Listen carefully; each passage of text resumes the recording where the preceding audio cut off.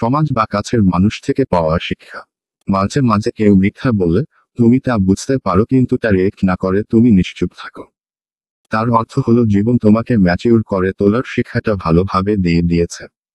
তোমার অনেক কথা বলার আছে, কিন্তু তুমি চুপ থাকাটা বেছে নিয়েছো। তার অর্থটা দাঁড়ায়, র্যান্ডম মানুষের ক্রমাগত নাটক দেখতে দেখতে তুমি ক্লান্ত হয়ে পড়েছ। কখনো কখনো প্রচণ্ড ভিড়ের মাঝেও তুমি নিজেকে একা অনুভব করো।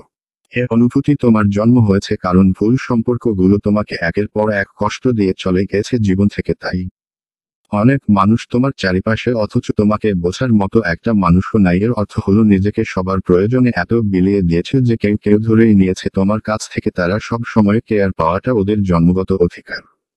মানুষই একমাত্র প্রাণী যারা স্বার্থের জন্য অন্য মানুষকে ব্যবহার করে। আর প্রয়োজন ফুরালে যখন তোমার কাছ থেকে বেনিফিট পায় না তখন তোমার আগোচরে বদনাম করে। তারপর একদিন কাজের চশমা পরে বলে আপনি যেন কে।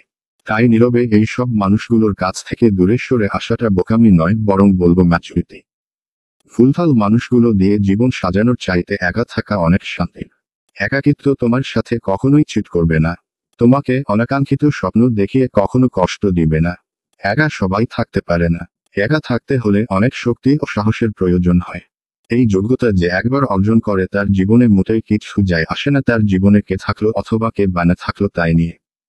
ধরে নিবা জীবন তোমাকে পছন্দ করে যথেষ্ট শিক্ষা দিয়ে ফেলেছে বলেই তুমি একা থাকা শিখে গেছো।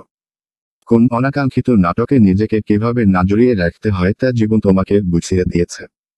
আর এটাই হলো আত্মবিশ্বাস। ভিডিওটি ভালো লাগলেই লাইক করুন এবং উপকৃত হলে চ্যানেলটি সাবস্ক্রাইব করে বেল বাটনটি অন করে দিন। ধন্যবাদ।